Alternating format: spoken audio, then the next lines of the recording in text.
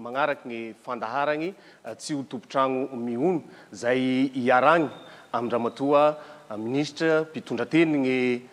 gouvernementa zany zay avarahantsika isaky zoma ako izao zany miainga mivantagny avy aty farafangana ny fandaharagny tsy ho tompotragno miono ko de miaraba antsika aby moa miarabanao ramatoa ministry sady tonga soa aty farafangana. Tatarandrenambinina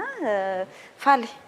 mifampitafa mitsika amin'izao atoandro ny zoma zao dia miarahaba atsika vahoaka malagasy rehetra izay manaraka ny fandaharana tsy ho tompotrano miono rehefa zoma atoandro tahaka izao.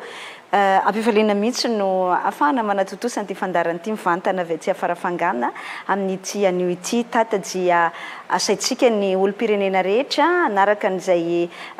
fandaharana izay tahaka ny mahazatra. Mamela ihany koa ianao isotra andreo onjam-peo tsy miankina rehetra izay sy ny fahitalavitra tsy miankina ihany koa izay mampita ny fandarantsika amin'izao atoandro zao ankoatra ny RNM sy ny TVM izay miparitaka manerana ny Madagasikara. Tsy manana le tatitra filaza nio satria tsika moa mivantana aty farafangana tata fa dia omen'ny mpiaramiasa eo ihany izay tatitry ny onjam-peo mandefa sy ny fahitalavitra mandefa sy ny tatitra isan-kerinandro zany amin'ny RNM sy ny TVM manerana ny Madagasikara. Na izana zany nefa dia manasanao ampanajana naraka hatramin'ny farany an'izao fandarantsika izao. Dia misaotra indrindra ihany koa tata nampitrano. Zay aminay aty moa zany hoe aleo sy tekaniny zay sy teko safa izay no safa hidrisika amin'ny fandaharagny te antany ahy hoe ino gn'antondia ramatoa ministry aty Atsimo-Atsigana eto amin'ny renivohiparitry ny faritra zany de farafangana. Ye hatry ny omaly no efa nigadona teto farafangana ny antondia de tsotra manatotosa manatanteraka ny toromarika avy amin'ny filohan'ny repoblika ny anakekezana ny olo-pirenena rehetra indrindra moa zany ireo trabona ny ara-pahavoazana mitondra takaitra vokatry ny rivo-doza Batsiray sy Eminatia farany teo mazava ho azy nisy ihany koa moa ny Dumako teo anelanelan'izay fa ho antsika taty farafangana taty amin'ny faritra Atsimo Atsinanana dia ny Batsiray sy ny Eminatia ny tena azo lazaina hoe namela takaitra goavana. Toromarika hoe avy amin'ny filohan'ny repoblika ny hoe mila manao fanarenana aingana isika mila mampiseho fa eo ny fitondram-panjakana amin'ny vahoaka malagasy ary mifametanana amin'ny asa fanarenana maika izay tsy maintsy atao taorina izay rivo-doza izay dia ho antsika manokana moa eto amin'ny ministera ny serasera sy ny kolotsaina dia ny tagna maro no fitaovana eo am-pelatanantsika izay fitaovana mahomby afahantsika manao an'izay fanarenana haingana dia haingana izay dia nanatotosana zany tsika hatry ny omaly vitantsika omaly zao ny foibe toeranareo amin'ny RNM sy TVM izay tafolanitra nareo betsaka ny fahavoazana ary tsy nandeha mihitsy aza moa ny RNM sy ny TVM vokatry izay fahavoazana izay dia narentsika tamin'ny alalan'ny tagna maro omaly nisy ny fiaramenta ny olo-pirenena rehetra nahafahantsika nanatotosana zany ny am'ty androany ity indray tamin'ity androany ity indray ny tapany maraintsika dia efa nanomboka zany ny fanamboarana ny CSB2 eto farafangana. Maninona ny hoe CSB2 satria anisan'ny fotodrafitrasa ataontsika hoe ilain'ny olona andavanandro mihitsy ny CSB2 satria ny marary rehetra dia ao ny raisiny kanefa ny tafolanitra ihany koa ny CSB2 be dia be ny fampitehana ary tena goavana be mihitsy ny chantier na ny angezana izay asa atao eo amin'ny CSB2 zay zany hoe ny safiditsika zany zay fanarenana fotodrafitrasa-panjakana na CSB2 zay ao anatin'izay tagna maro zay noho ny hoe fahavoazana lehibe izay niatra taminy hatramin'ny rahampitso moa tsika mbola eto tata dia anao tagna maro fanadiovana faobe tsika iaraha-mentana mivoaka amin'ny farafangana mihitsy anadiovana ny tanàna satria taorian'ny rivo-doza menjera ny hazo betsaka ny ataontsika hoe fahasimbana zany ny andalana rehetra eny izay ilaina ny fiaraha-mentany olo-pirenena ihany koa ny tagna maro andron'ny olo-pirenena aza-dinoana zay nde zay rehetra izay no ataontsika hoe ifanomezany tanana mivoaka amin'ny farafangana eto ao anatin'ny vanim-potoana ny fahasarotana tokoa manko ny tena tsapana hoe namana dia izay mihitsy no lalatsaina tiany filohan'ny repoblika apetraka. Ny fitondram-panjakana dia ho anila ny vahoaka mandrakariva. Ny fitondram-panjakana dia mifametanana amin'ny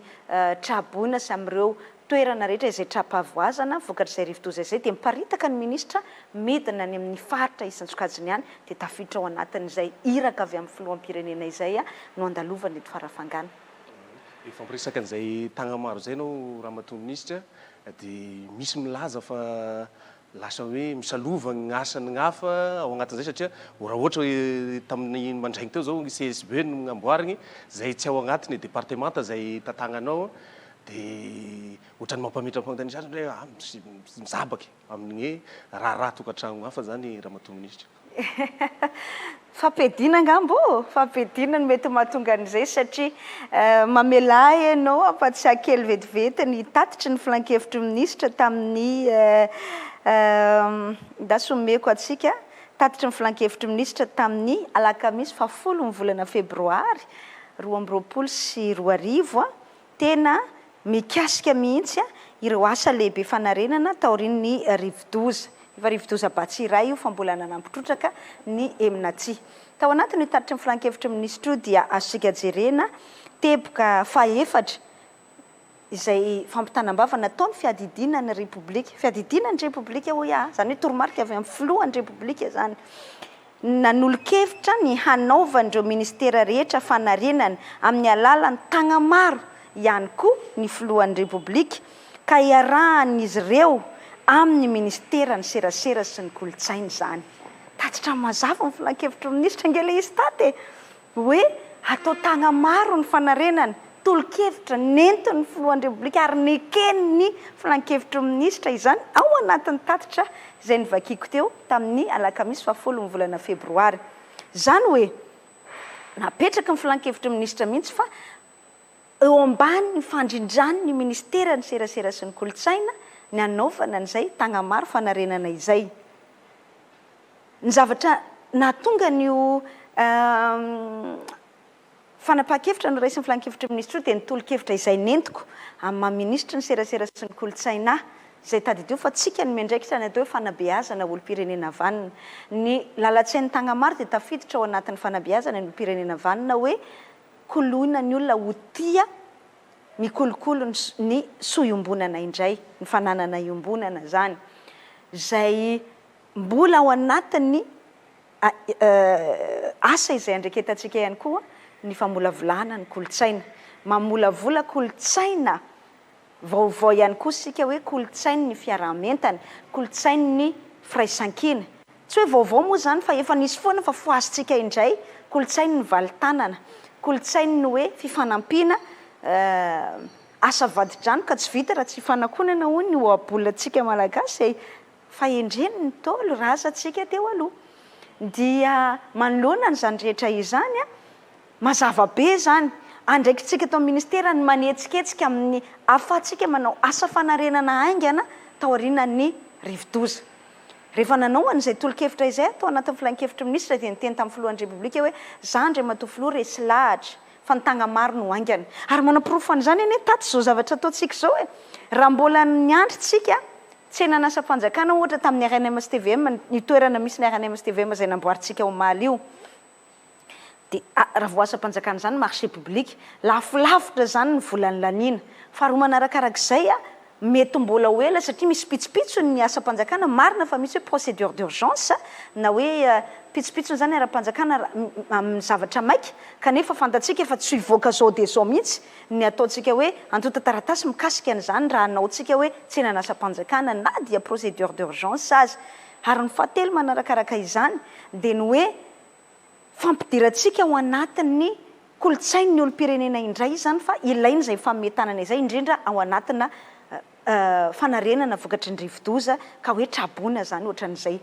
Raha nanao asa-panjakantsika hoe aminao dia mbola tsy nanomboka eo asan'ny TVM CRNM ohatra amin'izao ary mino ahy ianao fa ela vao mirositsika amin'ny fanarenana vokatr'izay pitsopitso ny ara-panjakana izay. Dia hoy aho mantsy amin'ny filoham-pirenena sy ny mpandray anjara ny filan-kevitry minisitra ny premier ministre lehibe ny gouvernement tateo zaho resy lahatra Andriamatoa filoha fa ahitana vokatra aingana sady mahomby ny tagna maro andao ataontsika tagna maro fa zay tena vonona tompoko hirotsaka antsehatra namboatra andray fantsika andeha andray marito na andray fandokoana hanao an'izay ilaina rehetra androkafako raha ilaina tsy maninona zany vonina ao anatin' izay asa fanerenana izay ny eken'ny filoha ary naresy lahatra amin'ny filoha zay sosikevitra hoe dia hoy ny filoha hoe andao ary zay na tonga an'io tao anatin'ny tatitra ny filan-kevitra minisitra hoe atao tagna-maro ny asa fanarenana mba ahaingana n'izay famonjena sy famezan-tanana amin'ny vahoaka traboana izay. Hoy ny filan-kevitra minisitra eo ambany ny fandrindrany ny ministera fiarahana zany ministera ny serasera sy ny kolotsaina dia zay io ataontsika mikasika ny CSB2 eto farafangana io sy natao tany Ambositra ihany koa zao tany Moronmania dia CHRR ihany koa zany hoe centre hospitalier de référence régional ny nataontsika tao Moronmania namboatra hôpitaly ihany koa tsika ny centre de traitement Covid moa zany maromaro kokoa zay ravany cyclone ihany koa ny tiako tenenina dia ny hoe ny lalatsaina hitondrana ny tagna maro mihitsy dia misy fangatahana zany ataon'ny sampatra raha-mpanjakana ataony tsy miankana ihany koa za hoe mangata mba ataovy tagna maro raha matoa minisitra ny ohatran'izao ohatra zao hoe zay nanao tagna maro tany Vondivorona tany école polytechnique dia nangataka ry zareo ndao mba atao tagna maro fa mijaly zay aty dia ataony ministera tagna maro fa tsy maintsy ifampiarahana ny ministera tompony andraikitra efa mifampiarahana tamin'ny direction régionale ny santé teto farafangana ny fafahana mikitika ny CSB2 farafangana fa tsy hoe iny lalatina sy ny ekipany dia tonga dia sokafo ny tranonareo fa izay anamboatra nyity zay tsy afaka hanerin'ny olona mihitsy amboatra ny fotodrafitrasan'izy ireo amin'ny alalan'ny tagna maro raha tsy misy fifanarahana na fanekena na ry zareo mihitsy ny mangataka zany aminay ka tsy mitombona mihitsy le hoe misalovana ny asan'ny sasany ny santé koa ny be dia be manerana Madagasikara ny fahasimbana fotsiny zao eto farafangana nalahelo mihitsy mahita hoe 20 isanjato ny fotodrafitrasa-panjakana potiky ny rivo-doza daholo dia zany ve ny edivana hoe manjary lasa fotom-pisainana mirefarefa amin'ny tany ange zany hoe tokony ministera ihany manao an'ity fa tsy nareo tsy mahazo manao an'ity nefa fifamezan-tanana fiarah-mientana no atao indraindray ohatra ny somary magaga ihany le fisainan'ny olona mivoy an'izany fa tsy maninona moa zany tsy maintsy misy miteny foana ange ny asa atao amin'ny fotoana anankiray izay tsisy ny olona mitsikeranao tsony dia tadidio tsara fa mila mametra-panontaniana zany hoe misy tsy mety angamba zavatra ataoko matoa tsisy miteny tsony dia ohatran'izay lay lalatsaina tiako apetraka sy ny fankatoavana ny famarafarana tamin'ny filan-kevitry minisitra ka za teny fotsiny hoe ny ministera hafa aza tsy sahirana dia ny sasandray ny tsy emboka aloha miefika angamba ny fitenenana anazy mikasika an'izany fa io tena fiarah-mientana ary mbola maharesy lahatra hatreto tata Randrianambinina fa minoay ianao fa io tagna maro io tena manova zavatra aingana ahitana vokatra aingana afatsika manarina nyity firenena ity izy raha sao dia hoe rehefa misy mivoy misy zay le hoe sao dia ararotin-dramatoa ministra ny serasera sy ny kolotsaina ilay hoe ilatsaka hofidiana irotsaka hofidiana filoha-pirenena dia mody takitakonina ao amin'le tagna maro zany le resaka mody hoe iny mivoizina nefa sady mihetsiketsika ao agnatiny miaraka amin'ny freedom sy ny ana fa hoe ilatsaka hofidiana filoha-pirenena zay asa ahoana ny hevitra makasika zay ramatoa ministra zany angany resakinareo aty farafangana ty zany resaky ny mpanohitra sa izy amin'ny teny an'izany ny olo-pirenena tsotra mety misy mpanohitra misy olona tsotra miteny an'izay hoe izy iny mety ilatsaka filoha-pirenena dia zay mampanao azy ohatran'io eto aloha dia ambarako amin'ny fomba ofisialy mihitsy efa nambarako anie zay fa ny olona te-ampiady ary io fomba fampiadian'ny olona mahita zany hoe mizotra tsara tsy manana olana amin'ny fiarahako miasa amin'ny filohan'ny repoblika dia tiana ampediana hoe mitandrema ianao andrematoa filoha fa inane latsaka fidiana haka ny toeranao eto milaza hoe ampatsahivy fotsiny moa zany fa tsy milaza fa efa niteneninay zay tamin'ny congrès ny antoko freedom tamin'ny fahavalo ny volana febroary taona 20 heritaona 2 taona lasa zay taona 1 heritaona lasa izay niteneninay tamin'ny fomba ofisialy hoe za eto amin'ny antoko freedom dia maniry ny mbola ilatsahan'ny filohan'ny repoblika amin'ny fiodinana amin'ny mandat faharoa na amin'ny fiam-pitom-piasana faharoa efa niteneniko foana zany fa inina voizina foana zay resaka zay mba hampiadiana zany fa za ndray resy lahatra haiko ny fahendren'ny filohan'ny repoblika fa tsy andaitra aminy karazana fampiadiana tahaka an'izany zany ihany koa neny nataon'ny prime ministre lehibe ny gouvernement koa ny lazaina foana hoe te hilatsaka hofidiana filoham-pireneny de zao ny prime ministre nefa izy tena nylaza hoe tsy manana hitrehitra hilatsaka hofidiana mihitsy izy fa ninay ary ny amiko dia zay fomba rehetra eo ampelantanako sy azoko atao amin'ny fahefana kely zay ananako dia entiko anampiana amin'ny filohan'ny repoblika amin'ny fampandrosoana nyity firenena ity satria zay ny velirano ny fanaofany tamin'ny vahoaka malagasy lalatina tsy manana hetrehitra hofidiana mihitsy latsaka hofidiana mihitsy amin'ny 2023 fa diso nareo tedava zavatra hafa indray aloha ampiadiana fa tsy mandaitra zay ngamba ny tiako teneniny faharoa manarakarak'izay tsy misy resaka freedom ny tagna maro zay atao ao anatin'ny ministera fa zay rehefa hoe manao tagna maro ny freedom dia milaza hoe manao tagna maro ny freedom fa ty tsisy resaka freedom mihitsy ty fa asan'ny ministera fa na izany tsy zany raha ohatra afaka manampy ny filohan'ny repoblika ny antoko freedom ataony arivo isanjato mihitsy zany ary tsy mamenatra azy mihitsy zany na mbola menatsy ny aza hoe nareo koa misolelaka tsy maninony zany fa zay resy lahatra fa ilaina ampina ny filoham-pirenena ao anatin'izay fanatontosana ny andraikiny izay ao anatin'izay adidy ataony ho an'ny fampandrosoana ny firenena izay ka na inona fahefana kely fahafahamanao fahaizana na fitaovana eo ampelantanana ka ahafahana manampy ny filohan'ny repoblika dia tsy ampitsanga menatra tompoko hijoroana voalohany amin'izany ary hoentinay zany anampinay ny filohan'ny repoblika zay tsy menatra amin'izany antoko freedom koa ny laza mazafa fa manohana ny filohan'ny repoblika ary raha misy angamba antoko tena manohana ny filohan'ny repoblika amin'izao fotoana izao rehefa tsy laharana voalohany zay dia anisany laharana voalohany ka zay ny tenenako hoe tsy mandaitra loatra amiko ary everiko fa tsy mandaitra amin'ny filohan'ny repoblika ihany koa satria haiko ny fahendrena zay ananany zany fomba fampiadiana izany fa firesaky ny olona matahotra no voasongany zany firesaky ny olona matahotra zany angamba tsy mahatoky valeur zay le fomba fitenin'ny tanora azy dia zay fotsiny fa loha ajany koa zay fa tsy te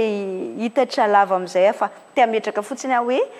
atreto ny antoko freedom dia mbola tsy niova tamin'ny fanapahan-keviny sy ny faharesendahatrany faharesendahany dia ny manohana ny filohan'ny repoblika hatramin'ny farany ary anisan'ny voalohany antoko politika nangataka fa raha ohatra mbola manam-pikasana ny filohan'ny repoblika hilatsaka amin'ny 2023 dia voalohany hanohana azy ny antoko freedom ary anao an'izany fangatahana zany ofisialy ao anatin'izay resaka politika zay ihany ramatoa ministra reo solombavam-bahoaka avy amin'ny antoko mpanolotra teo fa nagnambara fa hoe agnano resaka hoe fitsipitokisany ho anareo mpikambana ame gouvernemanta zany satria lazain'izy ireo zany fa hoe tsy mahafa-po reo gouvernemanta amin'izao fotoana zao ka zay zany mba tiany hoe ahoana ny hevitrao makasika an'izay hoe fitsipitokisana anareo zay ataony solombavam-bahoaka mpanolotra za moa mety amin'iny tantarandrenambininy ny antony nampimea dia tsotra hoe ry zareo any tsy mihoatra ny roapolo anatiny tsy mihoatra ny roapolo ry zareo anatin'ny antemin'ny eram-pireneny ka raha roapolo zany aloha no hitaky fitsipahapitokisana ny lalam-panorenana milaza hoe ny fametrahana n'ilay motion de censure fotsiny na ilay fehezany rijanteny mangataka n'ilay fitsipahapitokisana dia efa ny atsasa manila ny solombavam-bahoaka no manangona soni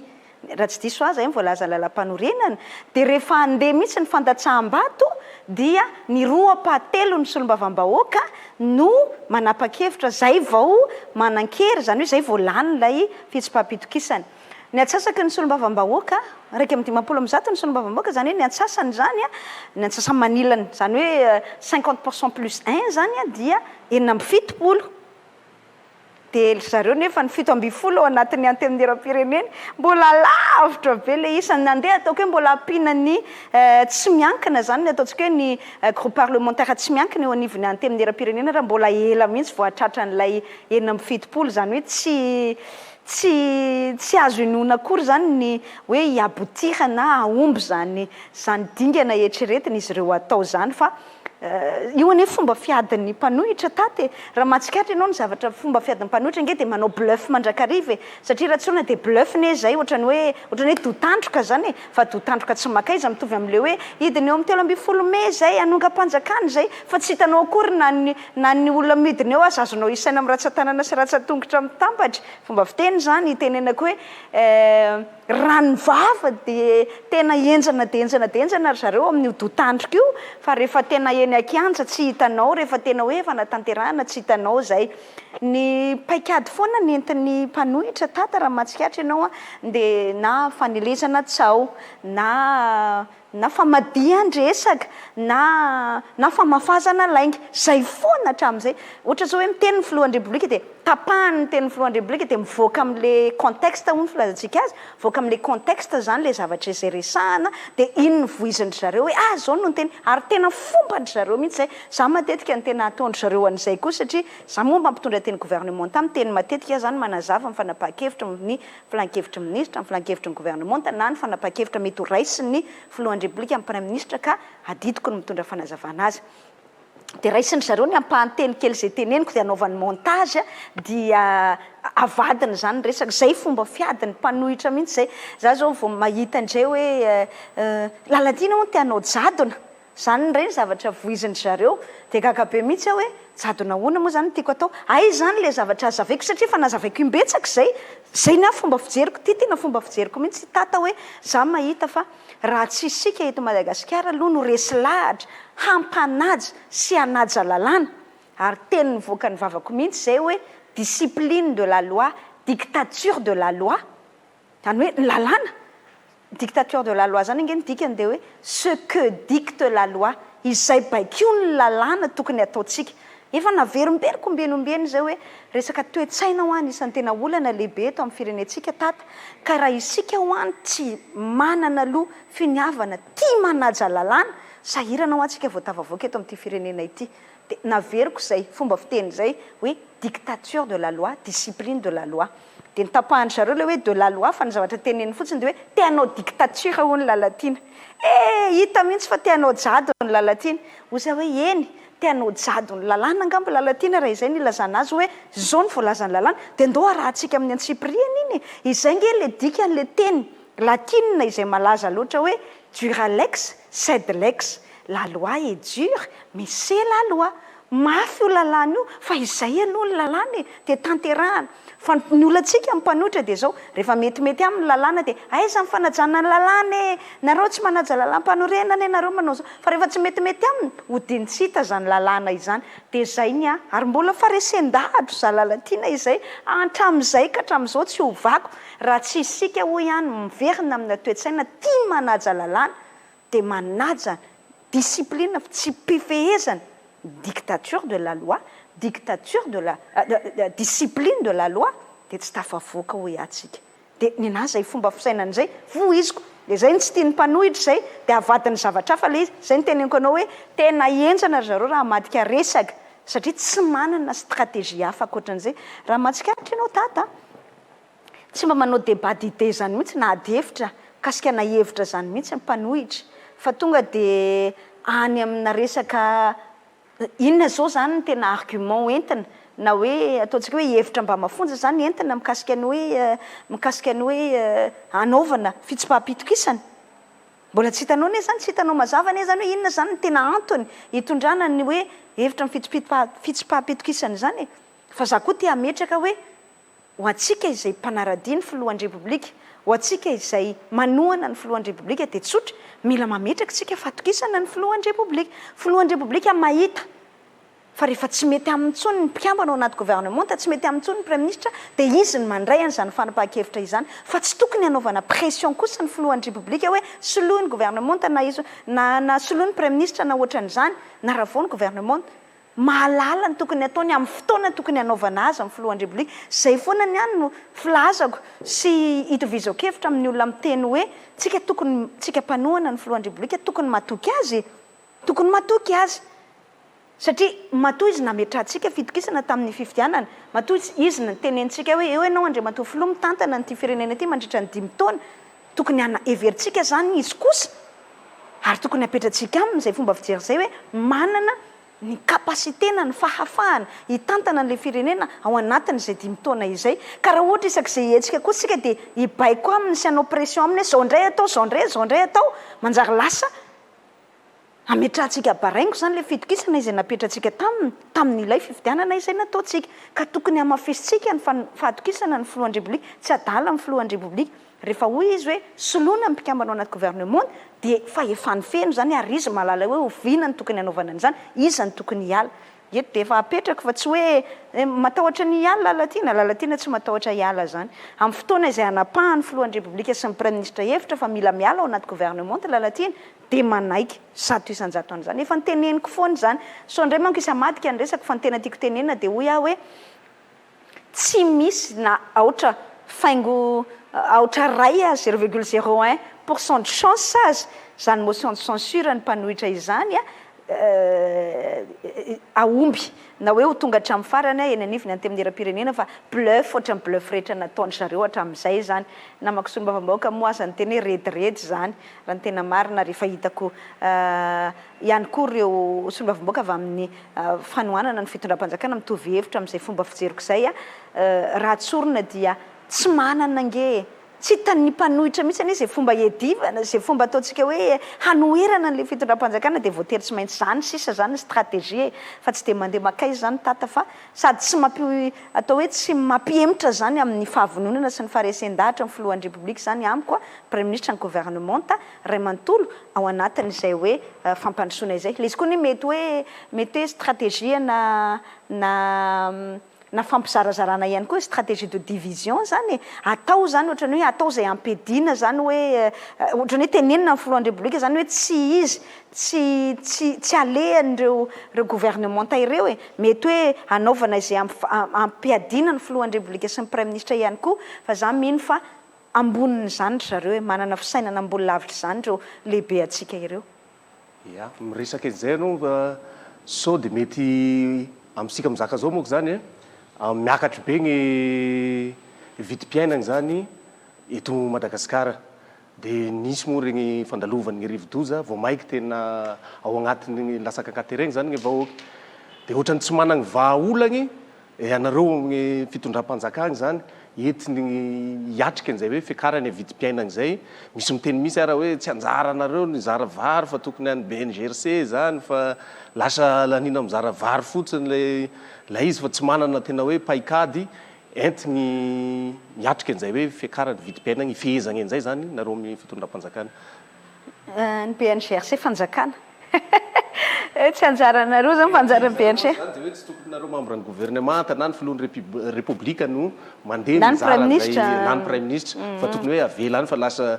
lasa hoe fisehosehoana indray le izy fa tsy raha tsy mizara indray ny premier ministre sy ny filohan'ny repoblika sy ny ministre dia hoe inona fotsiny ataonareo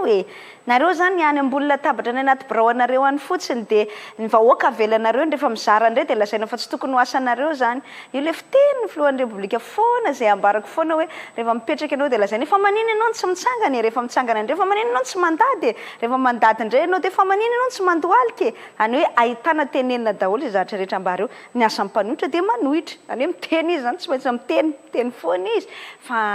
ny asan'ny fitondram-panjakana ihany koa dia mitady izay vahaolana rehetra amahana sy amina maivanana n'izany fahasairanam-bahoaka izany hoy ianao tao hoe ny vidim-piainana tena ekeko zato isan'izany efa napetraka ny mpanao gazety tamiko tany Antananarivo zay tamin'ny heriny fa tsika moa tia farafangana dia tsy manino fa afaka valiko azoko valiana indray zay tantarandrenambina ho an'ny mpiaino atsika manerana ny Madagasikara zao tsy hoe ny filohan'ny repoblika na ny ekipa izay tarihany filohan'ny repoblika ny tsy mahay ary apetrako tsara hoe tao anatin'izay telo taona zao satria efa nanomboka 2019 tsika ny atsika teto Madagasikara moa 2020 marimarina kokoa vao tena hoe niaina ny Covid na ny olana ara-pahasalamana fa tao anatin'ny telo taona zay tena ny totongana ny toe-karena manerana n'izao tontolo zao ny économie mondiale zany tena ny antraikany mafy dia mafy ny crise ara-pahasalamana manerana n'izao tontolo zao dia ny Covid zany io le teneniko foana tsy hoe miaro be fahatan'ny filohan'ny-pirenena fa tia ametraka fotsiny hoe misy singa izay tsy ny filohan'ny repoblika ny manao azy misy singa izay tsy ny premier ministre ny manao azy misy singa izay tsy ny gouvernement ny manao azy fa tsy afa-manoatra isika fa misedra izany ohatra ny manerana n'izao tontolo zao de vokatry ny Covid-19 ny fiakarany saram-pitaterana manerana n'izao tontolo zao ny ohatra anao zany hoe manafatra vary, ohatra anao zany manafatra entana na entana ilaina andavanandro io zay mbola tsy vokarina eto amintsika dia farana any ivelany de tadidio tsara tata fa ny saram-pitaterana amin'ny sambo fotsiny zao nefa niakatra avo 3 avo 4 nanomboka tamin'ny 24 nakaty ny sasany aza ny entana sasany manomboka tsy misy satria manomboka mihena ny production ny famokarana ny ivelany ihany misy fitraikany zany eo amin'ny lafiny toe-karena manerana n'izao tontolo zao zany hoe ny singa manerana n'izao tontolo zao raha tsy resaka fa tsy ny saram-pitaterana na ny fret zany ny filazantsika azy amin'ny sambo na amin'ny seranam-piaramanidina fotsiny tsika efa avo 3 avo 4 de mazava ho azy zany fa zany kosa fanaovana tsinitsinina na everiko hoe aratsipana mauvaise foi raha ilazana fa adsoa ny filohan'ny repoblika zany satria ny zavatra misy ny manahirana any tata de izao hoe ohatran'io ny filohan'ny repoblika nomena tsiny amin'ny tranka miseho manerana n'izao tontolo zao misy manadroadro hoe miakatra ny vidim-piainana indrindra reo entana farana zany ny importation zany de hoe solution numéro 13 io hoe toano ihany izy vidio ihany izy de hoy aho hoe fa nga misy idiran'ny filohan'ny repoblika zany ny anjaran'ny filohan'ny repoblika de hoe io ary ny zava-misy manerana n'izao tontolo zao ahoana ny ahafahana manalefaka an'io eto Madagasikara de izay io hoe nirotsaka ny sehatra mihitsy ny fanjakana tamin'ny alalan'ny SPM na ny orinasa eo anivo ministeran'ny varotra sy ny indostria zany hoe andaotsika hanafatra ny entana tena marary ny vahoaka andavanandro aloha de io ataotsika tsena mora io vary mora io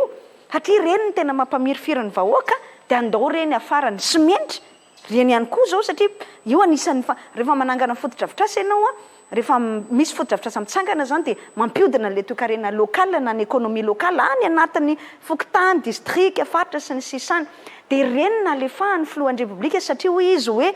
reny tsy maintsy hitadiavantsika vahaolana ho an'ny vahoaka malagasy zany hoe raha tsy nandray andraikitra nanalefaka n'lay fahasarotany lafin'ny toe-karena manerana n'izao tontolo zao mihitsy ny filohan'ny repoblika de iny izy ny diso iny izy ny hoe tsy mahay mitantana iny izy no azonao adroadrona tokoa hoe solution numéro 13 rehefa miakatra ny vidim-piainana fa tena nandray andraikitra ny filohan'ny repoblika ary pirofony zany sambo 20 angeny nambaran'ny filohan'ny repoblika hoe ho avy eto amintsika betsaka ane zany efa any amin'ny sambo fa 12 sa fa 13 antsika ny tonga amin'izao fotoana izao reny vary rehetra zaraina misy ane hoe tena tsy mahavidy mihitsy le olo-pireneny de zaraina ny vary tsinjo hoe zaraina ny vatsy tsinjo hoe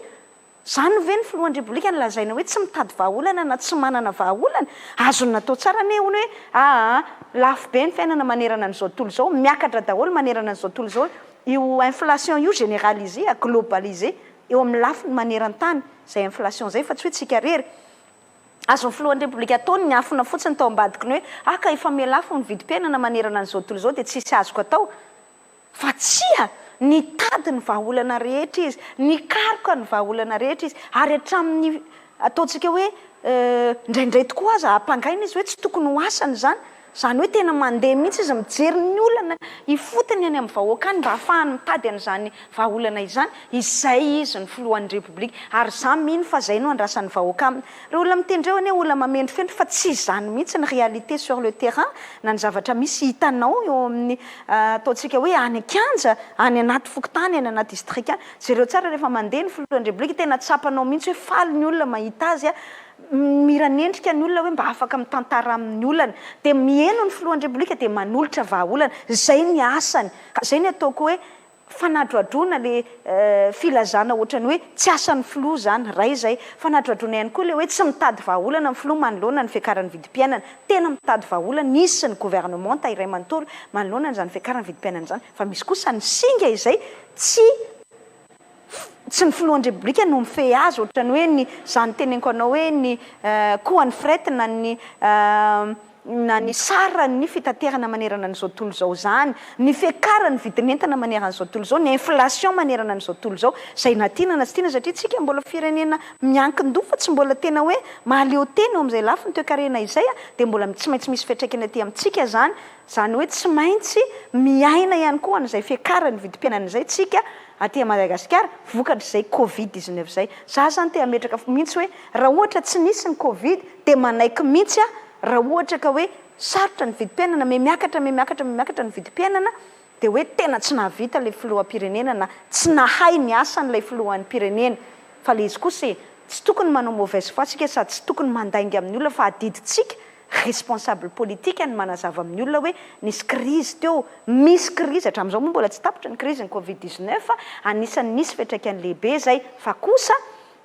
ny capacité de résilience na ny fahafahan'ny vahoaka zany ohatrany hoe miaritra sy mandia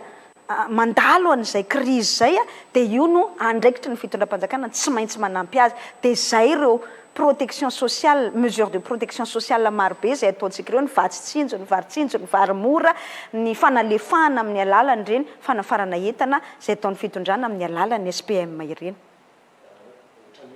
Mbola mampiteny olo avao agnatin'ilay izy boko zany hoe akora vahaolagny vonjomaika fa tsy hoe tena misy ilay paikady maharitra mipetraky tsika zao vao nandalo an'io rivodoza Batsiray Dimako Eminatsy dia ohatrany aty amin'ny faritra atsimo atsinanana zao zay fivelomany ny olo aty dia mifototra ame famboleny dia efa potika simba satria tratrin'ny rano ary ahiagny misy ny seny mosary mahery vaika zany aty amin'izao fotoana zao dia eo ny efa mampiteny mampiakapeo ny olo hoe aizay ihany le vahaolagny maharitry inona zany le vahaolagny maharitry avy amin'ny fitondram-panjakana. Marina zay teninao zay hoe fantatry ny fitondram-panjakana loatra nanomboka tamin'ny rivodoza tsy Batsiray ihany aza fa ana dia efa nanomboka zay na ny tany Antananarivo na taty amin'ny faritra ihany koa Batsiray Dimako any amin'ny faritra avaratra Tsinananosy iny na Tsinananosy ihany koa dia Eminatsy ny farany teo tena marina hoe manana olana amina resaka fambolena isika izay tokony hitadiavana vahaolana maharitra tsy nisy filan-kevitra minisitra na iray aza ka tsy niresahana an'izany sy nitadiava mba olana mikasika an'izany ary namezana toromarika mikasika an'izany dia io fizarana masom-boly io zay tena nanomeza ny filohan'ny repoblika toromarika manokana ny minisitra misahana ny fambolena mihitsy ny afahana zany mandeha manao tantsoroka ny vahoaka ao anatin'izay fitadiavana vahaolana maharitra izay minoay ianao tantarandrenambinina fa ao anatin'ny planina sy ny drafitra ataon'ny fitondram-panjakana ao anatin'izao fanarenana izao ihany koa zay tsy hoe sanatria adino fa eo aloha ny tena vonjy maika tena vonjy tavanandro satria le olona efa tsy manana ny arapaka intsony dia zay le fizarana izay ataontsika mbola mitohy amin'izao fotoana izao fa ny vahaolana maharitra ihany koa efa nambara ny filohan'ny repoblika inge zany ary manao an'izany tsika amin'izao fotoana izao tamin'ny volana desambra tamin'ny izy nanao ny kabara ny farany taona dia efa niteny mihitsy izy hoe anafatra masom-boly sy fitaovana enta-mamboly zany hoe machine agricole zany maro isika ary efa misy ny fametraha-piara-miasa amina firenena vaventy manatanteraka an'izany ohatra hoe ny firenena indianina dia mametraka fiara-miasa amin'izy ireo tsika mba hafahana manampy ny mpambolitsika ny tantsahantsika azadonoina fa vahaolana maharitra ihany koa ny titre vert na ny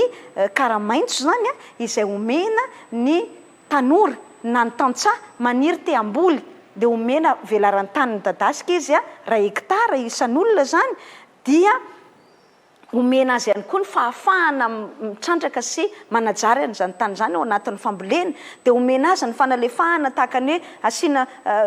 ananganana trano mihitsy ao nasiana omby eo mba ompiana omby vaviberinnono asiana fotodrafitrasa amin'ny rano eo sy ny sisa dia mba afaka manamora zany an'ilay installation na ny fipetrahan'ilay olona eo anatin'izay toerana izay zay le hoe titre vert manana ny tetikasa lavitrezaka ny filohan'ny repoblika manana ny tetikasa antononezaka ny filohan'ny repoblika ao anatin'izay fizarana masom-boly ny teneniko teo zay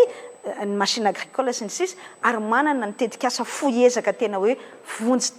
rano vaky mihitsy dia ny mba tsy hanoana tsy sanatria avy amin'ny teny akerena hamatonona ny olona ao anatin'izay resaka fambolena izay. Ya efa natsijika teo ihany le resaka raha pirenena iraisa-pirenena dia agnisan'ny misarika ny sain'ny mpanara-baovao moa zany amin'izao fotoana zao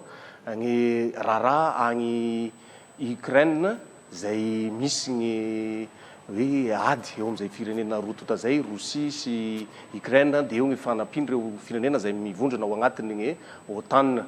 dia efa nisy moa ny fanambarana ataon'ny fitondram-panjakana malagasy teo eto anao mpitondra teny ny gouvernemanta afaka manazava kokoa bebe kokoa zany makasika an'le hoe aizahoaiza tsara ny toerany Madagasikara manoloana ny zavatra io satria ny firenena maro efa samby naka ny position zany hoe na ntsipaky na manaiky ohatra hoe fangasazina ny Russie. Ihany izy tokoa le tsokevitra zany na résolution zay nataon'ny firenena mikampana isika teto Madagasikara dia anisan'ireo firenena ny safidy tsy aneho ny hevitritsika zany tao anatin'ny latsabato izay natao teo anivon'ny firenena mikampana 270 no nanaiky sy nanameloka zany ny hoe mila miala ny tafika rosiana ny Ukraine tao anatin'ny tsokevitra izay nampandaniany ny firenena mikampana 5 kosa no nitsipaka fa 5 no tsy naneho ny heviny na hoe abstention zany dia anisany zany isika teto Madagasikara ny tsara ho mariako fotsiny tata dia ny hoe aza donona fa Madagasikara nge ao anatin'ireo vondron'ny firenena lay antsoina hoe tsy miandany amin'ny atsina ny aroa na hoe pays non aligné ny filazantsika azy position de non alignement zany ny antsika eto Madagasikara zany hoe sady tsy miandany amin'ny bloc occidental tsika ny tandrefany tsika tsy miandany ihany koa amin'ny tantsinanana isika ao anatin'izay atao hoe mety hoe fifanoheran-kevitra zany eo amin'ny sehatra iraisampirenena izany na izany kosa nefa ny firenena malagasy tena metraka mazava fa Madagasikara dia miaro lay foto-kevitra principe d'intégrité territoriale hoe tsy misy firenena na iza ka tokony voatohitohina amin'izay intégrité territoriale na mafirenena manana ny fiandriana ny firenena natokana azy zany tsy tokony hoe anaovana fanafihana avy aty ivelany zay le principe d'intégrité territoriale izay miaro an'izany ny Madagasikara ihany koa dia nametraka fa ho an'ny firenena malagasy dia tokony amin'ny lalana ampilaminana zany hoe moyen pacifique no entina mamany olana manerana n'izao tontolo izao na ny ataontsika hoe fifanoheran-kevitra zany manerana n'izao tontolo izao notsaiviny ilay fanambarana izay nataon'ny firenena malagasy ho maly mihitsy hoe manana n'le antsontsika amin'ny teny veny hoe tradition de non alignement le hoe tsy miandany amin'ny atsiny any aroa ary indrindra mametraka ny hoe ny firenena ny nosy aty amin'ny ranomasimbe indiana dia tokony mipetraka foana ao anatin'le hoe zone de paix ary zone de stabilité faritra misy filaminana zany tsy tokony hisy ady zany tsy tokony hisy zany fanozongozonana fa tokony maro toerana mandrakariva ka miainga amin'izay foto-kevitra hoe zone de paix ny océan indien tsy andeha hiprôné ady mihitsy tsika tsy andeha mihitsy tsika ankahery na ampirisika ny fisina ady zany na aiza ao anatin'izay zava-misy manerana n'izao tontolo izao na izany dia naneo ihany koa ny fitondram-panjakana malagasy hoe tena miray fo ary malahelo amin'ny zavatra mahazo an'ireo population civile zany na ny vahoaka civily any Ukraine izay tsy nisafidy an'io ady io izay tsy tokony hoe hiara-pahavoazana tsy tokony victime zany an'izay ady misy izay naneo ny firaisan-kinana solidarité any Madagasikara amin'ireo victime ireo zany amin'ireo zay voatery tsy maintsy ohatrany hoe mifindramona vokatry le ady anisany zany ny afrikana izay tena iraisantsika fo moa zany mampikambana amin'ny firenena afrikana antsika izay amin'ny vondrona afrikana antsika izay ary eo dia eo ihany koa azafady tata ny saika diniko teny hoe miantso ny andany sy ny ankilany ny fitondram-panjakana malagasy mba hifampidinika aingana zany hitady vahaolana atao hoe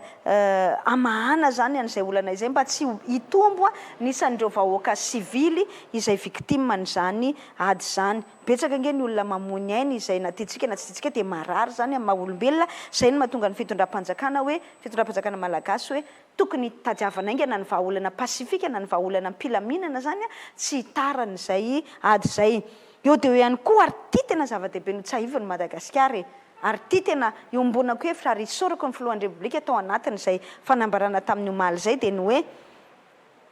mampitaitena fatrany hoe zao ary tsika tena mbola tsy tafarina n'izao tontolo izao amin'ny lafiny toe-karena vokatry ny krizy ara-pahasalamana vao nyresahako teo dia maika moa fa mbola ampiana krizy na ady anankiray indray zany tena zava-doza ny fiantraikan'io amin'ny lafiny ara-toe-karena ary tsika nahoana eto Madagasikara dia tsy maintsy miomana amin'izay tsy maintsy miomana amin'izay fiantraikany ara-toekaren'izay tsika andro vitsivitsy lasa izay dia efa hoe tafakatra $500 ny baril ny pétrole nefa nisy taona izy ngamba volana vitsivitsy lasa izay tany amin'ny 530 $35-40 tany zao efa any amin'ny $105 na tiana na tsy tiana mbola ny fitondram-panjakana ankehitriny aza ny mbola nandray fa napahakevitra hoe tazominy ho vidin'ny solika io mba tsy tena hiantraika loatra any amin'ny vahoaka malagasy fa ny tena tenena dia ny hoe ny fiantraikany io amin'ny toekarena maneran-tany manampitrotraka ny krizy ara-pahasalamana Madagasikara nefa amin'izao fotoana izao mbola miatrika olana marobe tahaka ny hoe niady amin'ny fahantrana ny fampandrosoana ny firenena niady amin'ny anoanana ny tenentsika teo niady amin'ny kerea ny ataontsika hoe ny fanarenana vokatry ny rivo-doza mbola fanamby tsy maintsy atrehantsika malagasy ihany koa tena ny teny mihitsy ny fanambarana ary tena zava-dehibe izay saorako ny filohan'ny repoblika dia ny hoe Madagasikara tsy hanana ny fahafahana mihitsy Madagasikara na ni les moyens ni la puissance de s'impliquer dans un conflit hoe mbola hiditra amina ady indray mbola haka fiandanina indray dia hiady amin'ny anina na hiady amin'ny anina indray nefa io ara ny olonantsika eto amin'ny firenena mbola marobe tsy maintsy atrehana tsy maintsy hitadiavam-baolana noho izany raha tsorona dia ny hoe alors re mba nidinika ara-diplomatika no omentsika vahana zany zay ny sosikevitra avy aty Madagasikara fa tena mijaly le firenena rehetra manerana an'izao tontolo izao mijaly ny vahoaka civil vokatr'izay olana izay raha mbola ny herintsandro zany no miteny ao anatin'izay ady izay tsy tara loatra hoy ny filohan'ny repoblika il n'est jamais trop tard pour rétablir la paix zany hoe tsy tara loatra raha izao tsika no mamerina ny filaminana indray ary zay ny tena hirariana zany ka dia Madagasikara dia mampirisika ny andaniny sy ny ankilany sy izay rehetra tafiditra ao anatin'ny ady zany mba hifampidinika databatra boribory hanao ny fanakalozan-kevitra hitadiavana vahaolana mba hoe io fa misy vahaolana résolution pacifique zany aingana ary maharitra amin'io krizy izay mitranga any Ukraine io everiko fa fahendrena lehibe no nandraisana n'izay fanapahan-kevitra izay ary fahendrena lehibe ihany koa nipetraka eo amin'izay toerany hoe tsika mbola manana olana be dia be tsy alovy aloha ny olantsika ny vahantsika fa tsy manana tsika fahafahana mihitsy na hery sy tanjaka andeha mbola hiditra cafouillage ny tanora mbola hiditra ao anatin'izay ady izay fa aleo aloha ny atsika no atrehantsika na izany zany fantatsika ny fiantraikany io amin'ny lafiny ara-toekarena ary tsy ho afa-miala amin'izany tsika eto Madagasikara dia izay no mahatonga antsika miantso hoe tokony ahitana résolution pacifique rapide et durable any hoe famahana faran'izay aingana anatina filaminana kanefa maharitra izay ady any Ukraine eo amin'ny Ukraine sy Russie amin'izao fotoana izao zay. Mbola mahakasika an'izay avao Ramatoa-Ministry ny hoe lay toakevitra izay niraisiny Madagasikara zany tsy hagnelingheliny ve amin'ny fifandraisany amin'ireo partenaire atsika le mpamatsy vola satria saika ao anatin'ny vondrona amin'ny OTAN zay agnisan'ny manonga ny Ukraine nefa atsika tsy nagnara-diandreo zany hoe nanapa-kevitra hoe aleo tsika tonga dia aty dia tsisy zany ve tsy eritreretra hoe avoelingelina le fifandraisany amiko aloha tsy fiapetra tsy conditionnalité moa ny filazantsika azy amin'ny fifandraisana amin'ireo firenena mpiara-miombonantoka amintsika mihitsy izay firehana zany na position raisiny Madagasikara izay satria efa hatramin'izay ny atsika no tao anatiny non aligné pays non aligné na ny firenena tsy miandany amin'ny atsy na ny aroa efa nazavaiko teo efa ohatr'izay foana tsika ary everiko fa ao anatin'izay fiaraha-miasa amin'ireo vondrona mpiara-miombonantoka amintsika zany hoy ianao hoe maro anisa amin'izy ireo tandrefana na ao anatin'ny OTAN everiko fa anisan'ny foto-kevitra mipetraka eo amin'ny roa tonta zany amin'ny firenentsika sy amin'ireo mpiara-miombonantoka ireo no hoe mifanaja zany amin'izay ataontsika hoe faneho-kevitra entina izay zany ataontsika hoe rariny dia rariny zany tsy misy hoe amezantsiny ny Madagasikara zany ao anatin'izay faneho-keviny izay ary omaly efa nahita ny solotena teo anatin'ny vondrona Europeana izay niteny tokoa izy hoe raha ny vaovao hitako an-gazety zany dia hoe diso fanantenana izy tamin'ny fandraisana fanapahan-kevitra izay nataon'ny Madagasikara satria niandry izy zany hoe irona taty amin'ny firehan-kevitra hoe manameloka ny Russie tsika dia nefa tsika efa niteneniko teo tsika sady tsy miandany amin'ny atsy tsy miandany amin'ny aroa fa tsika kosa maneho ny ataontsika hoe tsy fanekena zany ny nina moa ny fanitsakitsahana le principe na intégrité territoriale tsika ihany koa de maneho hoe tsy mety ny fampijaliana ny vahoaka sivily anatina ady fa io rahana samy miaramila kanefa na izany na tsy zany tsy afaka tsika iandany amin'ny Ukraine na iandany amin'ny Russie ao anatin'izay fiaraha-miasantsika zay ary nytenen'ny Prime Ministre hoe tsika manara-maso any zavatra misy zany amin'izao fotoana izao raha izay resaka krizy eo amin'ny firenena rotonta izay de ny Ukraine sy ny Russie zany na izany tsy zany ihany koa na de niteny aza ny solotena avy amin'ny vondrana Europeana hoe diso fanantenana izy tamin'ny fanapahan-kevitra ny raisin'ny filohan'ny Repoblika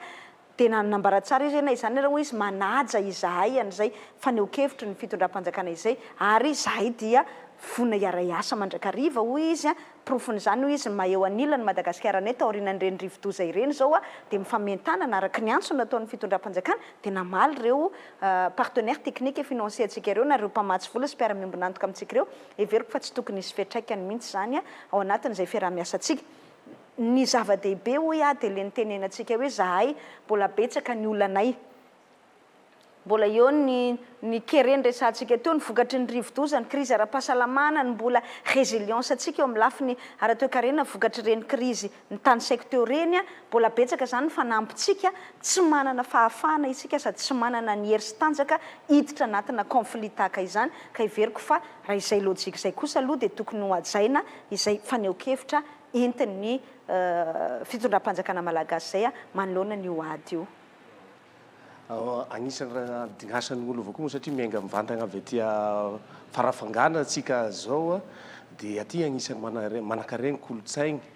de agnisan'ny département tatagnanao agnatin'izay de mba misy fagnontaniagny tegna apetraka hoe ino ny zavatra hoe mba efa ao agnatiny zany fampivoarany any kolotsaigny aty ame faritry Atsimo Atsinana de ndraindray koa zany tonga de asidiko satria efa kilikily de fotoanisika sisa de hoe misy azon'olo ndraindraiky zany fa indrindra amin'ny resaka patrimoine ty hoe hoalain'ny ministère ny serasera sy ny kolotsaina daholo ve zany ny fananany olona aty fa indrindra moa ohatra hoe ana ministère hafa sy ny ohatran'izay la izy satria misy maro ireo toerana manatantara fa indrindra amina fotodrafitrasa zany aty Atsimo Atsinana zao ny zavatra mahafinaritra tata ngamba mino fa hatramin'izay 80 taona mahery 12 taona izay nazahoantsika ny fahaleovantena izay tsy mbola mahabe resaka mihoatran'izao ny lafiny kolotsaina eto Madagasikara zany midika fa ny foly kolotsaina fa hatramin'izay manko kolotsaina io de faralahan'olona tany foana na tsy haiko faravavin'olona tsy haiko na lahy na vavy le kolotsaina hatramin'izay zany io kolotsaina io dia tsy nisy ny raharaha misy ministère fa de tsisy olona taitra amin'izany ministère ny kolotsaina zany amin'izao amin'izay ny olona vao hoe ay ve misy an'izany patrimoine zany ay ve misy an'izany vako kajy ay ve azo atao vako ty ay ve zany lalàna za zao vao mahita tsy hoe mahita fa ny ministère ny serasera sy kolotsaina zao manomboka tombotsika ao Antananarivo moa le fandaranasa hoe mampiofana andreo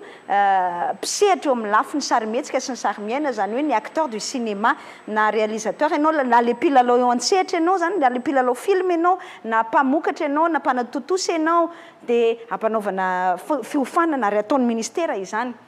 de hoe ay ve misy an'izany de ny ministère moa nametraka hoe ireo zay voasoratra ao anatin'ny registre public du cinéma zany no afaka miofana de hoe zay zao tsy tafiditra ao anatin'izany fa inona nefa zany satria tsy de nahataitra ny olona loatra le izy hatramin'izay fa rehefa hoe kitihan'ny ministère amin'izay le zay vao hoe ary ahoana zay asa razanao le zavatra tiako teneny registre public du cinéma zay hery-taona ny ministère nanentana hoe nareo zay mpisehatra eo amin'ny lafiny cinéma de midira misoratanaranao mba ho fantatra zany hoe anisan'ny matianana professionnel ahafahanareo misitraka n'izay mety ho tolo-tanana avy aty amin'ny fitondram-panjakana amin'ny alalan'ny ministère tsisy taitra zay foana moa tsika malagasy dia rehefa injay amin'izay ary manao an'ilay tolotra amin'izay ny fitondram-panjakana amin'ny alalan'ny ministera dia hoe izay tsy ao anatin'ny registre satria nareo tsy nanaraka n'ilay fandaminana izay napetraka dia izay nanaraka ny fandaminana napetraka dia nahazo numéro anatin'ny registre public du cinéma dia izay le hoe eto ary ny laharanao anatin'ny registre public du cinéma zany hoe nila ny soratra anarany ianao tamin'ny fotoana izay nanaovana n'izany fanentanana izany ataoko foniteny fotsiny iny fa hitenenako aminao hoe zay daholo voataitra ny olona rehetrarehetra hoe ay ve ohatran'izao ny lalàna amin'ny fiain'ny patrimoine ay ve misy an'izao hatramin'izay tsisy ny rarahany izany patrimoine zany tao anatin'ny sain'ny olona ny patrimoine dia rovan'ny Madagasikara dia zay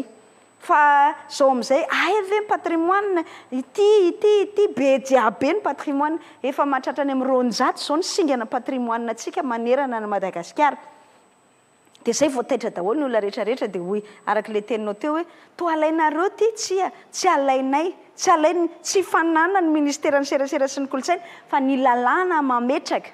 lalàna ozy 82 029 izay ordonnance izy io itsy volana izy io mikasika ny patrimoine zany na mikasika ny vakoka efa tamin'ny 2 zany itsy volana izany zany hoe tsy lalatina ny namorona azy na ny filohan'ny repoblika ankehitriny namorona azy efa lalàna nisy teo mametraka hoe ny patrimoine dia eo ambany fiahiny ministera ny serasera sy ny kolontsaina dia rehefa lasa patrimoine zany ny toerana anankiray zay didim-panjakana décret no mametraka hoe ty patrimoine dia rehefa lasa patrimoine dia hiadidiny ministera ny serasera sy ny kolontsaina manana ilay antsoina hoe obligation de sauvegarde de promotion et de protection du patrimoine national zany hoe tsika zany rehefa lasa patrimoine ny toerana anankiray na ny site naturel na ny vakoka anankiray na ny ataontsika hoe toerana manatantara anankiray dia adidin'ny ministera zany miaro an'iny mamonjy an'iny ary manao ny fampiroboroboana an'iny vakoka anankiray iny dia zay ohatra zao nareo aty afarafangana satria zay ny fanontanianao teo dia manana trano tsara taretsika izay hipetrahany gouverneur amin'izao fotoana izao résidence du gouverneur fa trano be nanambamo no agnambamo no fiantsoantsika azy io dia io zao tolokevitra vaty amin'ny ampanjaka aty tolokevitra vaty amin'ireo olobe anareo aty ny sénateur anareo ny tsy hoe sénateur anareo sénateur avy aty aminareo ny sombavam-boaka anareo no hoe aleo io atao patrimoine ary anisany manana tompony ty farafangana ity eritreretany ministera anaovana musée satria ny musée ane dia saika atao ray isaky ny renivohim-paritany ny aty amin'ny sud-est rery zany no hanana musée ary tena goavana be io anareo aty afarafangana ho antsika aty afarafangana satria tsy mba manana an'izany reo renivohim-paritra hafa fa nareo ato afarafangana tokony hanana an'izany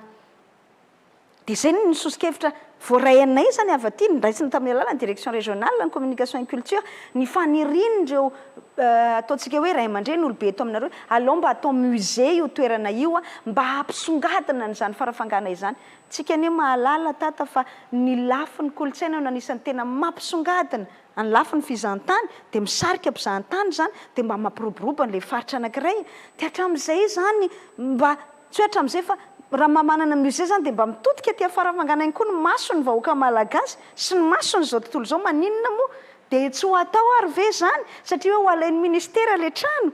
zay zany ny fanontaniana mba tiako apetraka le trano tsy hoe hipetrahan'ny lalatina na hipetrahan'ny talehanareo na hipetrahan'ny kolontsaina fa trano hanaovana musée hampisokatra ny farafangana eo mason'ny vahoaka malagasy eo mason'ny mpiray-tanindrazana eo masony zao tontolo zao hoe ay ve mba manana musée zany musée hahafantarana ny singa anareo ny identité culturelle anareo zany hoe ny mahizy anareo ara-kolontsaina izy atsika tia atsimo atsinanana zany ara-kolontsaina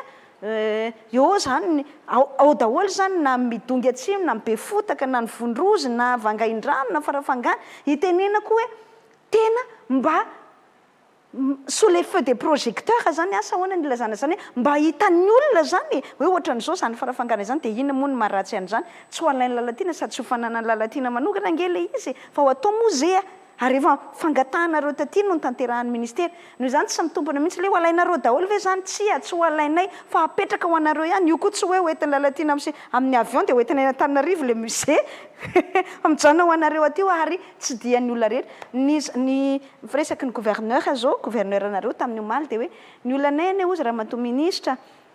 nanserana mpiara-manidina io ny aérodrome anareo zany dia tsy dia betsaka ny olona hoy izy mba mandeha makaty aminay hatramin'ny tsy nisy iny ny zotra ny ary Madagasikara tsony zany fa tonga ny olona dia na any Mananjara izy na izy tonga dia any Fort Dauphin fa ohatrany hoe dinganina zany eto amin'ity farafangana ity fa raha mba manana attrait touristique zany hoe zavatra manintona raha-mpizahan-tany ary anisany zany lafin'ny kolontsaina ny farafangana dia mba hampiroborobo an'ilay faritra izany dia mba mampiaina an'ilay faritra dia mampandroso an'ilay faritra ka ina moa tsy ny lala tiana ao anatin'izany raha mba te hanao an'izany fa io indray moa misy fomba fitenenana zay izay nampianarin'ny mpanao politika Hery Zorazafy Maleo afo anao hoe tsy azonao atao ny manao zay ahasambatra ny olona rehefa le olona tsy te ho sambatra on ne peut pas faire le bonheur des gens contre leur gré zay le izy amin'ny teny vahiny tsy azoko atao mihitsy ny andeha hoe omeo aty ataoko musée fa rehefa hoy ny tompony andraikitra amin'izany mbola tsy omenay dia tsy afaka manoatra ako fa dia rehefa tonga saina izy hoe omena amin'izay le musée dia raisina Antanandroa ny andraikitra anaovana an'ilay izy tsara mba mendrika ny maha-musée manaraka ny fenitra raisam-pirenena mba ho reharehanareo sy indrindraindrindra ampisokatra n'izany faritra farafangana izany ao anatin'izay fampivelarana azy velorano laharana fahatelo amby folo dia ny fanandratana ny kolontsaina mba ho reharehany Madagasikara izay. Efa ataoko angamba efa lavalava avao zay ny rahantsika teto zay tao anatin'ity fandarana tsy ho tompotragno mihono ity ny fandaram-potoanao koa raha mato-ministra satria mbola be deaibe ireo olo miandry agny ambadika agny amin'ny asa maro samihafa amin'ny fandalovanao eto zao ary mbola hitohy maray moa zany fa noho ny mazava-dehibe avao koa ny tafatafa miaraka amintsika eto amin'ny fandaharany ity dia tonga eto ianao ka asa misy raha tianao tsindriany na mety ho adiny na mety tianao hazavainy be kokoa etontsika mamaragny an'ity fandarany tsy tompotrano io androany ty fean'ny androany fotsiny tiako apetraka dia ny hoe faly tena faly mihitsy ny hoe tonga afaka mitsidika ny aty farafangana ary tonga hiasa zay ny tiako apetraka fotsiny amin'ny toromarika ankapobeny hiasana lo aketo zay mahatonga ny hoe lalatiana tsy mba tia hoe asiana fety be fitsenana na asiana kermesy be na satria tsy zay ny tena tongavako eto za zany tena tonga mivatatenako fotsiny dia iny anaovako ny combinaison tagna maro dia anaovako ny boty dia raisiko ny marteau dia raisiko ny fandokoana dia iny miasa mandrapatapitra izay asa izay satria anompy vahoaka no aleako eto dia ohatran'izay ihany koa ny ataoko rehetra manerana ny faritra za raha mbola azo atao dia za manafatra foana mipiara-miasa amiko hoe za tsy tsenaina amin'le tena tamtam be dia satria tsy dia tena zay loatra no ilako tsiny fa mety hoe misy matohina amin'izay satria ohatrany hoe zay le fomba fanao fa tiako apetraka fotsiny hiasa ny tena tongavako eto hoe dia miasa ihany koa mandritra ny 3 andro zay hijanonako eto satria hoe hijanona mandritra ny 3 andro dia anao inona ty mandritra ny 3 andro tena hiasa mihitsy no tongavako eto ary dia raha tsika rehetra mahita nge ny vokatra izay asa izay zay mba azo-tsapahitanana avy hatrany fa tsy hoe sanatria koa hoe fizahozahoana fotsiny na fisehosehoana ivelany fa tena mba mametraka tsika hoe résultat durable zany na vokatra azo-tsapahitanana avy hatrany kanefa maharitra ao anatin'izay fandalovana izay dia izay lalatsaina izay ny tiako apita tatarandrenambinina ho an'ny vahoaka ny farafangana rehetra hoe tena mahafaly ary tsapako zany ny fandraisana mafana izay ataony olom-pirenena izay mifanerasera hatry ny omanina anao tagna maro amin'ity androany ity sy ny mbola ho amin'ny rampitso ihany koa dia tena tsapako ny alehibeany izay hoe fahavononan'izy ireo zay dia zay no mahafaly ahy zany tiako hoe ararotina zany hoe dia mbola mafana fo ny vahoaka dia ndao hifametanana ao anatin'izay fanarenana ny firenena izay dia tsy teo lany andro loatra amina polémique stérile angamba amin'ny filaza azy hoe atao resabe nefa tsy dia makaiza akory fa andao hifametanana ao anatin'izay asa izay dia zay fotsiny no lalatsaina tiako napetraka dia zay no ataoko hoe tiako ny fampizarana tamintsika vahoaka ny farafangana sy ny vahoaka manerana Madagasikara izay mihaino amin'izao fotoana izao dia ohatr'izay foana ny ataoko any amin'ny faritra rehetra izay aleako any mba miezaka zany hoe tonga dia miasa dia mametraka zavatra mivaingana zany ao aorianan'izay asa izay dia mankasitraka indrindra tatarandrenambina nandray ato atao anatin'ny fandarana misaotra indrindraindrindra ihany koa ny ekipa ny TVM rehetra izay nanatotosany ity fandarana ity misaotra anareo eto amin'ny fitalahavam-paritry ny serasera sy ny kolontsaina nanao an'izao fanatotosana n'ity fandarana ity zao dia mametraka mandrapitafa ao amin'ny herinindray atao anatin'ity fandarana tsy tompotrano mihono ity mety tsy avy aty farafangana tsony tsy avy aty tsony moa zany fa mitoerana izay andehanantsika hafa indray fandaharana hoe amin'ny télévision mivantana voalohany zany a taty farafangana mbola tsisy zany ohatran'izao ny radio Madagasikara efa nisy fa ny hoe fandarana mivantana miainga aty farafangana mandeha amin'ny télévision mbola tsy nisy zany fa de tiany voalohany de mafaly zay de ny brown serasera sy io CSB io ihany koa ny bro-mpanjakana voarina voalohany zany taorian'ny fandalovany rivodoza ato anatin'ny faritra atsimo atsinanana hitanao fa ahitana